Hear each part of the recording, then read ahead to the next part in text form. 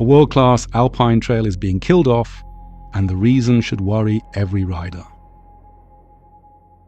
Published by Radical Life Studios and the MTB Report.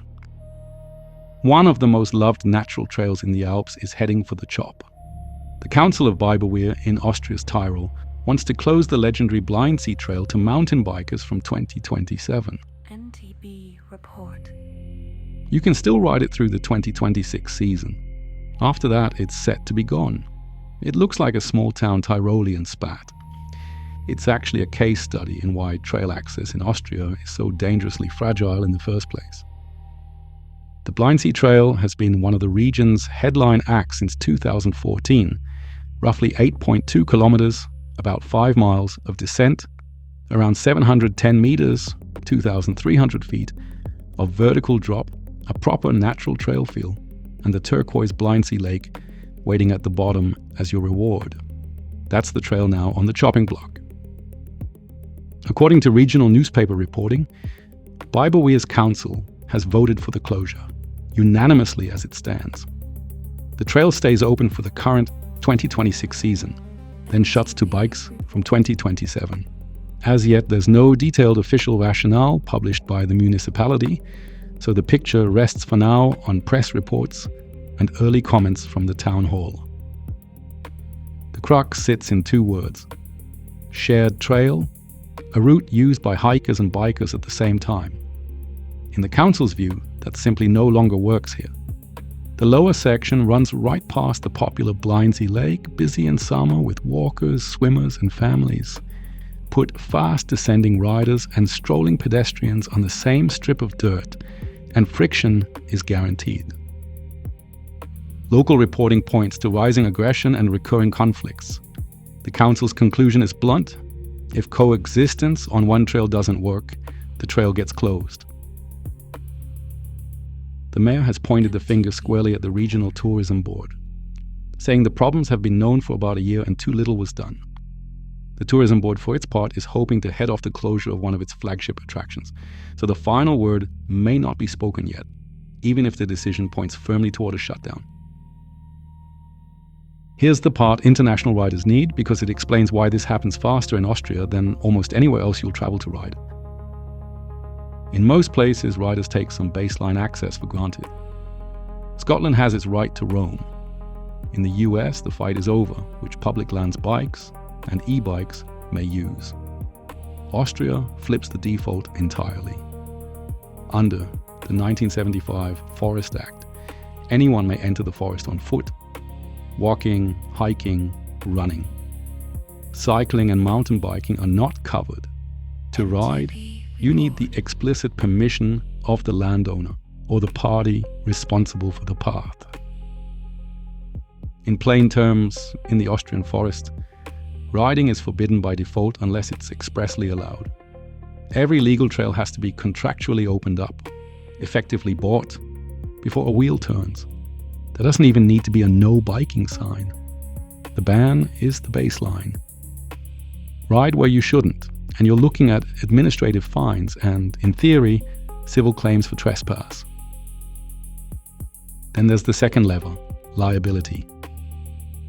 Once a path is officially open to bikes, the owner or pathkeeper can be on the hook for its condition. Combine banned by default with open it up and you carry the risk. And legal trails in Austria are structurally shaky. A municipality that wants to dodge hassle and liability always has the easy exit within reach. Lock the gate. In Austria, it isn't the ban that's the exception. It's the permission. That's exactly what makes any trail so easy to lose. Across the forums and comment threads, the reaction is loud and split. As riders there report, plenty rate the Blindsee Trail among the best free descents in Austria. Full stop.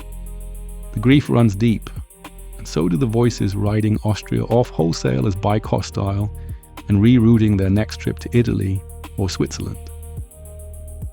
Others push back and hit a nerve.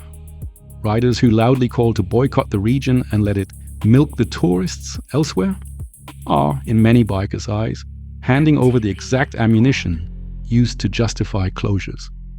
Others note from experience that the upper, more technical section rarely sees a hiker at all. The real conflict is concentrated on that final stretch by the lake. Switzerland keeps coming up as the counter-example, where coexistence on shared paths often seems to work far better. The question hanging over the debate: is it really just the riders, or also a system built to separate and channel rather than to share? Publicly calling to boycott a region tends to write the justification for the next closure for you. The Blindsee closure is more than a sad footnote for Alps-bound holidaymakers. It shows how fast a flagship built over more than a decade can collapse when the legal foundation was sand from day one. As long as riding is the exception that someone has to actively permit and ensure, every trail hangs on the goodwill of individual owners and councils. And yes, the riding community should be honest enough not to wave away its own share. Recklessness by the lake, blasting through walkers, the tone of some online pylons, all of it plays into the hands of those who'd rather funnel everyone into the nearest pay-to-ride bike park. Anyway, trail etiquette isn't a buzzkill.